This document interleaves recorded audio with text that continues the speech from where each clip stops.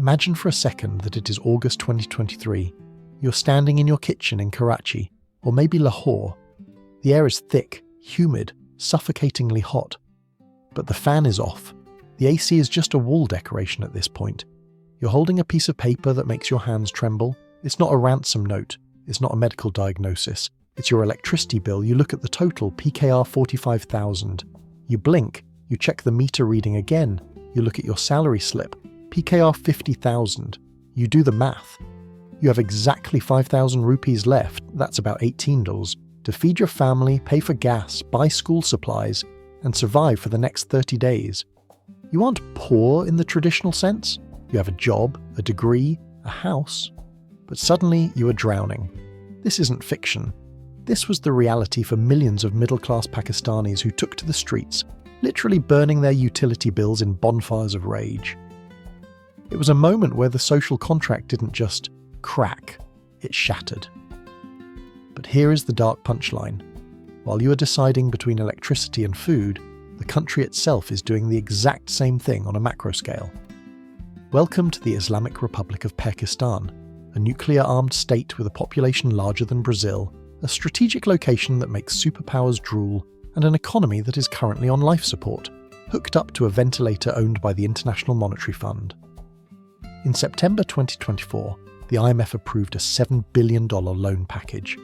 It was hailed as a victory by the government. But let's be real, this isn't a victory, it's a recurring nightmare.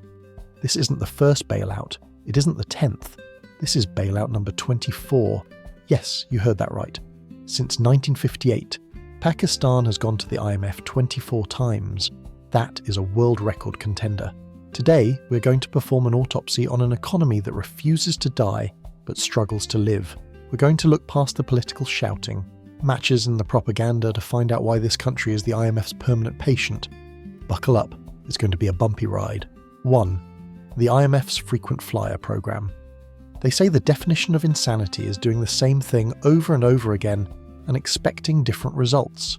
If that's true, Pakistan's economic policy isn't just bad, it is clinically insane. To understand the scale of the mess, we have to talk about the sugar daddy of the financial world, the IMF.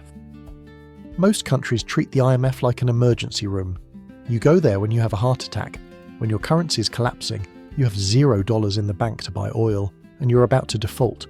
You go there, you get stabilized, you do some painful rehab, and you leave. Pakistan treats the IMF like a local dive bar. It walks in, orders a round of drinks, promises to pay tomorrow, gets kicked out, and then shows up the next week wearing a fake mustache, asking for more money. Let's look at the stats. Since joining the IMF in 1950, Pakistan has engaged in 24 distinct programs. That puts Pakistan in the same league as Argentina, the Lionel Messi of defaulting on debt. To put this in perspective, India, Pakistan's neighbour and arch-rival, went to the IMF largely just once in a major way during their 1991 crisis. They fixed their structural issues, opened their economy, and never went back. Pakistan, meanwhile, has practically moved in and started forwarding its mail to IMF headquarters in Washington, D.C. So, why does this keep happening? It's called the boom and bust cycle. But honestly, it's more of a bust and slightly less bust cycle these days. Here is the formula, and it has been repeated by almost every government, whether it was a military dictator, the PPP, the PMLN, or the PTI. It goes like this. Phase 1, the party. A new government comes in. They want to be popular. How do you get popular? You spend money you don't have. You artificially lower the value of the dollar to make imports cheap. You build massive highways, metro buses and underpasses. You hand out subsidies on petrol and electricity. Everyone is happy. You can buy a Toyota Fortuner, the malls are full, and real estate prices are skyrocketing. GDP growth hits 5% or 6%. It looks like a boom! Phase 2, the hangover. But wait, Pakistan doesn't actually make enough stuff to sell to the world. It imports almost everything. Oil, machinery, palm oil for cooking, even cotton sometimes. So when everyone is buying imported cars and drinking imported coffee, the country is bleeding dollars. This creates a current account deficit. Suddenly, the state bank looks at the vault and realizes, oh no, we have $3 left and a bill for $1 billion due next week. Phase 3, the crash. The foreign reserves dry up. The currency, the rupee, freefalls. Inflation spikes because everything is imported. The government panics. They ban the import of luxury items. Suddenly you can't find dog food or chocolates in the grocery store. Factories shut down because they can't import raw materials. Phase 4. The begging bowl. The Prime Minister gets on a plane. He flies to Saudi Arabia, then the UAE, then China. He asks for a deposit to park in the state bank to show the world we have money. Fun fact, this is called a rollover. It's like using one credit card to pay off another credit card. But eventually the friendly countries say, look, we love you, but you need a chaperone. Enter the IMF. The IMF says, fine, here's $7 billion, but you have to stop the party. Raise taxes, raise gas prices, stop manipulating the currency. The government agrees, signs the deal, gets the money, and the economy stabilises. Just enough for the government to start thinking about the next election. And then they start spending again, and the wheel turns. This is exactly what happened leading up to the 2024 bailout. In 2022 and 2023, the country came dangerously close to a sovereign default, which is a fancy way of saying national bankruptcy. We're talking Sri Lanka style. No petrol at the pumps, 18-hour blackouts, medicine shortages. The then Finance Minister, Ishak Dar, tried to stare down the IMF, famously claiming he would manage the economy his way. The result? The rupee crashed from roughly 180 to the dollar to nearly 300 to the dollar in the blink of an eye. The inflation rate hit an all-time high, hovering around 38% in May 2023. The tragedy of the frequent flyer status is that the IMF loans are getting tougher. In the 90s, the conditions were harsh. Now, they are brutal. The latest Extended Fund Facility, EFF, approved in September 2024, comes with conditions that are essentially squeezing the life out of the salaried class. We'll get to them later. But here is the kicker, and this is important. The IMF is not the villain. I know, that's a hot take. In Pakistan, it's popular to blame the Western imperialist IMF for high prices. But blaming the IMF for your misery is like blaming the doctor for the chemotherapy. The chemo makes you feel sick, yes, and your hair falls out, but the cancer is what's killing you. The IMF is just the lender of last resort. They are the pawn shop you go to when you've already pawned your watch, your car, and your dignity. Pakistan has a structural addiction to consumption without productivity. We love to spend, we hate to save, we love to import, we struggle to export. Let's look at a comparative stat to drive this home. In the 1990s, Pakistan and Vietnam had roughly similar export numbers. Today, Vietnam exports over $300 billion worth of goods annually. Pakistan? It struggles to hit $30 billion. Vietnam became the factory of the world. Pakistan became a security state that sells real estate plots to each other. The 24th bailout is supposed to be the last one. The Prime Minister said it. The Finance Minister said it. But if you look at the structural reforms required, taxing the agricultural elite, fixing the energy sector, privatizing state-owned loss-making enterprises, history suggests that as soon as the pressure eases, the political will evaporates. It's like an alcoholic promising this is his last drink while holding a bottle of vodka. You want to believe him, but you've seen this movie 23 times before. And the worst part? The debt isn't just owed to the IMF. We are in a debt trap. A huge chunk of the budget, over 50 to 60% in recent years, goes purely to interest payments on previous loans. Not the principal, just the interest. Imagine earning $100 and immediately handing $60 to the bank, leaving you with $40 to run your house, pay for food, and fix the roof. It's impossible. So you borrow more to pay the interest. This is the cycle. This is the permanent patient. But who is making these decisions?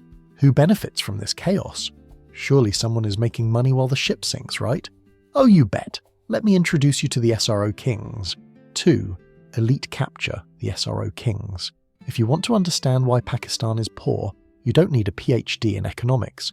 You just need to walk into a Toyota or Honda dealership in Lahore. You will see cars that cost $30,000 to $40,000, prices that would get you a luxury vehicle in the US or Dubai. But here, that money gets you a basic sedan with fewer safety features than a 1990s go-kart. Why?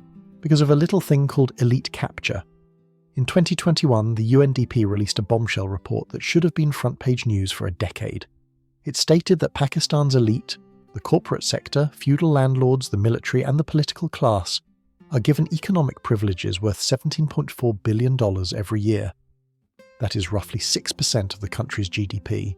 To put that number in perspective, Pakistan goes to the IMF begging for $1 billion installments, while simultaneously handing out $17.4 billion in perks to its richest citizens. It's like begging your neighbour for grocery. Money while lighting your cigars with $100 bills. Who are these people? Let's meet the SRO kings. An SRO, statutory regulatory order, is a magical piece of paper. In a normal democracy, tax laws are debated in Parliament. In Pakistan, a bureaucrat or minister can sign an SRO at midnight that changes the tax rate for a specific industry instantly. This creates the SRO culture. If you are a billionaire industrialist and you want to crush your competition, you don't innovate. You don't make a better product. You just take a minister out to dinner and get an SRO pass that raises the import tax on your competitors' raw materials. Exhibit A, the auto industry, the protected child. For over 30 years, the big three Japanese assemblers, you know who they are, have been protected by massive import tariffs. The government says, we need to protect our infant industry. Guys, 30 years is not an infant.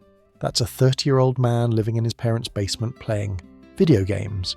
In India, the auto industry was protected too, but the government said, okay, we will protect you, but you must export cars. Today, India exports billions in vehicles. In Pakistan, we protected the industry, and they gave us the Suzuki Mehran, a car that was discontinued globally decades ago but was sold in Pakistan as a new car until recently. Pakistan does not export a single commercial car, not one. If they tried to sell these cars in Europe, they would be arrested for selling unsafe scrap metal. Exhibit B, the sugar barons. This one is my favourite because it is so brazen. Many of Pakistan's top politicians own sugar mills. Here is the scam. 1. They produce too much sugar. 2. They go to the government, which is themselves, and say, oh no, we have a surplus. Give us a subsidy to export it. 3. The government gives them billions of rupees to export sugar. 4. Suddenly, there is a sugar shortage in Pakistan. 5. The price of sugar skyrockets. For the common man. 6. The mill owners say, oh no, a shortage. We need to import sugar. 7. The government gives them a favourable rate to import sugar. They profit on the export. They profit on the local price hike. They profit on the import. It is a perfect money printing machine, and you, the taxpayer, are paying for the ink. This is the essence of Pakistan's economy. Privatize profits, socialize losses. When the elite make money, they keep it, usually in Dubai or London. When they lose money, the state pays for it. 3. The energy death spiral. If elite capture makes you angry, this next section will make you want to scream. We are going to talk about electricity. In most countries, you pay for the electricity you use. In Pakistan, you pay for the electricity you don't use. This is the story of capacity payments. In the 1990s and later in 2015, Pakistan was desperate for power plants. To attract investors, the government signed contracts with IPPs, independent power producers. These contracts had a take-or-pay clause. It works like this. Imagine you book a wedding hall for 500 guests. The caterer charges you $20 per head. But on the day of the wedding, only 50 people show up. In a normal world, you might pay a penalty. But under take-or-pay, you still have to pay the full price for all 500 plates of food, even if you throw 450 of them in the trash. Pakistan has installed capacity to generate over 40,000 MREU of power. But in the winter, the demand drops to maybe 10,000, 12,000 MREU. Guess what? We still pay the power plants as if they are running at full capacity. For the fiscal year 2024-25, these capacity payments are projected to hit a staggering PKR 2.1 trillion. That is 2 trillion rupees paid to power plants effectively for doing nothing. And here is the kicker. These returns are often guaranteed in US dollars. So, when the rupee crashes, which it always does, the electricity bill goes up automatically. The solar death spiral now. Imagine you are a middle-class Pakistani. Your bill is PKR 50,000. You say, screw this, I'm getting solar panels. Thousands of families and factories are going off-grid. They are installing solar panels on their roofs. Great for them, right? But remember the wedding hall analogy? The government still has to pay the fixed cost for the 500 guests. If you leave the grid, there are fewer people left to split the bill. So, the government raises the price for the people who are still on the grid, mostly the poor who can't afford solar. This causes the price to go up even more, forcing more people to leave the grid. This is the death spiral. The government is now panicking. They are talking about taxing solar or reducing the rates for net metering, where you sell power back to the grid.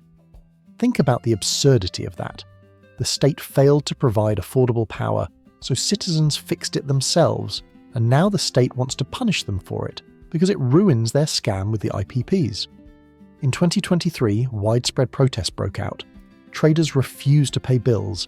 People threatened WAPIDA, power utility workers. The government's response?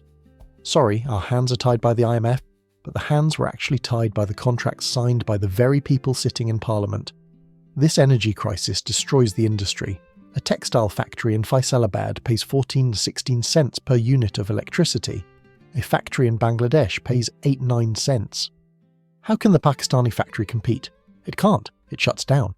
The workers lose their jobs, the exports drop, the dollar shortage gets worse, and we go back to the IMF. It is a perfect self-sustaining loop of destruction. And while the factories close, there is one sector that is booming, a sector that produces nothing, exports nothing, yet creates more millionaires than any other. Welcome to the real estate trap. 4. The real estate addiction. If you want to kill an economy, here is a simple recipe. Make it more profitable to buy a patch of dirt than to build a factory. In Pakistan, we have perfected this recipe. We are addicted to real estate speculation. Let me paint you a picture. Imagine two men. Man A decides to build a textile factory. He has to buy land, import machinery, pay customs, hire 500 workers, pay wages, deal with labour unions, bribe the lineman to fix the transformer, pay 29% corporate tax, and then pray the government doesn't cut off his gas supply in the winter. Man B takes the same amount of money. He buys a one-canal plot in a fancy housing society. He does nothing. He sits on his couch. He watches Netflix. 3 years later, the price of the plot doubles. He sells it. He pays virtually zero tax. Who is the smarter man in Pakistan? Man B. Who adds value to the economy? Man A. Pakistan encourages Man B and punishes Man A. This has created a plot economy. Trillions of rupees are trapped in dead capital. This money isn't building software houses or manufacturing plants. It is frozen in empty lots waiting for the price to go up. The file casino. It gets worse. We don't just trade land, we trade theoretical land. This is the unique Pakistani invention called the file system. A file is a piece of paper that promises you a plot in a housing society that doesn't exist yet. It is literally a futures contract for dirt. People trade these files like stocks. You buy a file for 40 lakhs. A rumour spreads that a highway is being built nearby. The file goes to 60 lakhs. You sell. You made 2 million rupees without producing a single tangible thing. The DC rate scam. The DC rate scam. But wait, you ask, don't they pay taxes on these sales? Hysterical laughter. No. In Pakistan, there are two prices for every property. The market rate, the actual price you pay, say 5 crore. The DC rate, the official price set by the district collector, say 50 lakhs. When you buy the house, you pay the seller 5 crore. But on the legal papers, you only write 50 lakhs. You pay tax only on the 50 lakhs. The remaining 4.5 crore, that's paid in cash. Black money, untraced. Where does that black money go? It stays in the real estate sector. It's a washing machine for illicit wealth.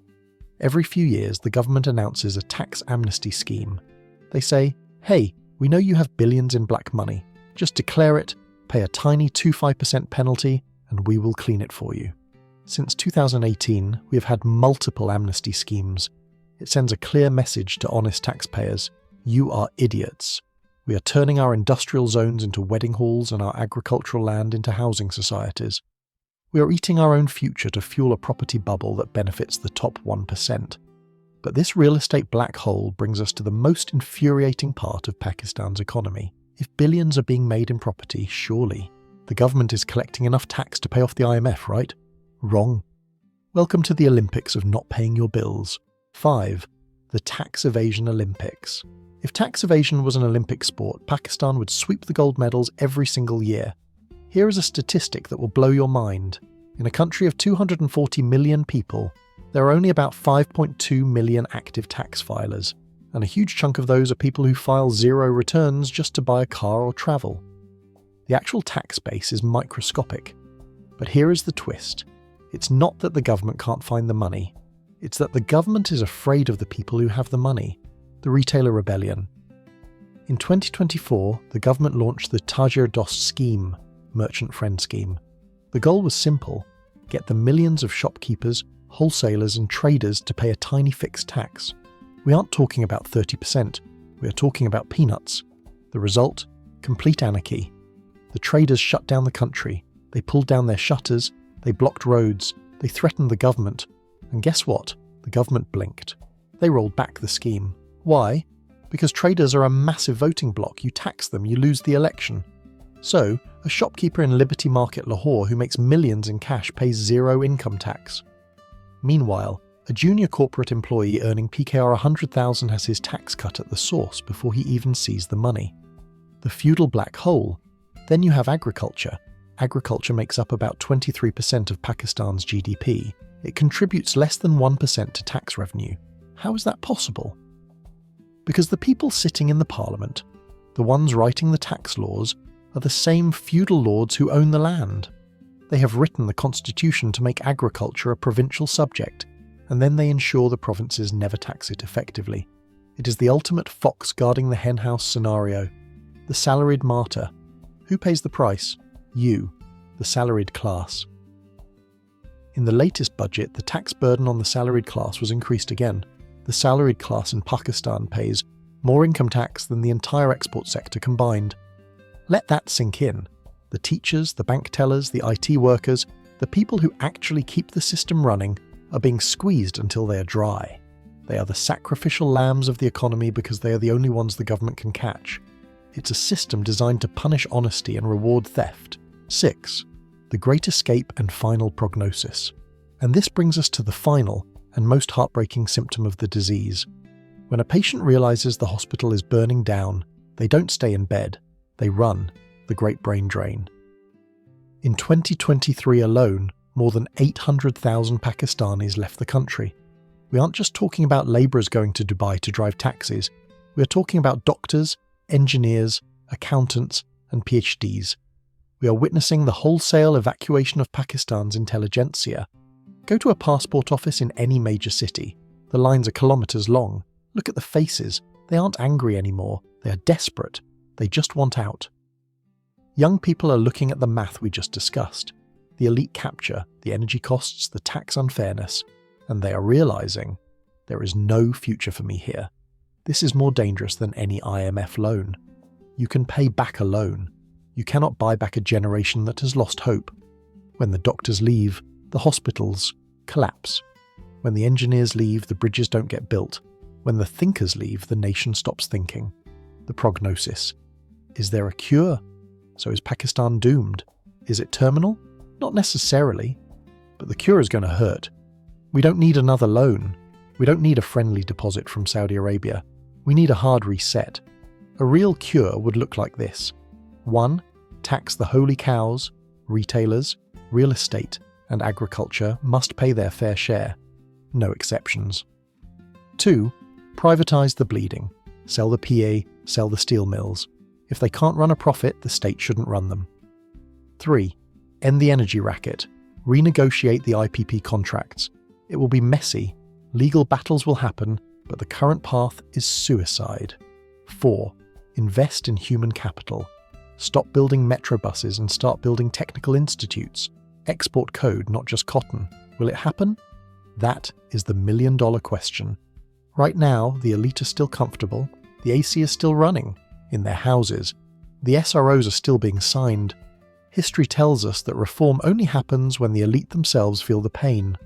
When the walls close in on them. We aren't there yet, but we are getting close. Pakistan is a country of immense potential. It has a young, resilient population that survives conditions that would break other nations. But resilience is not a strategy. Survival is not success. The permanent patient needs to get off the bed, rip out the IV drip and start walking on its own 2 feet, because the hospital is closing, and the world is tired of paying the bill. If you found this deep dive helpful, or terrifying, hit that subscribe button. We break down the complex reality of the global economy every week. And let me know in the comments, do you think Pakistan will ever break the IMF cycle? Or are we destined for bailout number 25? Thank you for watching. I'll see you in the next one. Good luck, you're going to need it.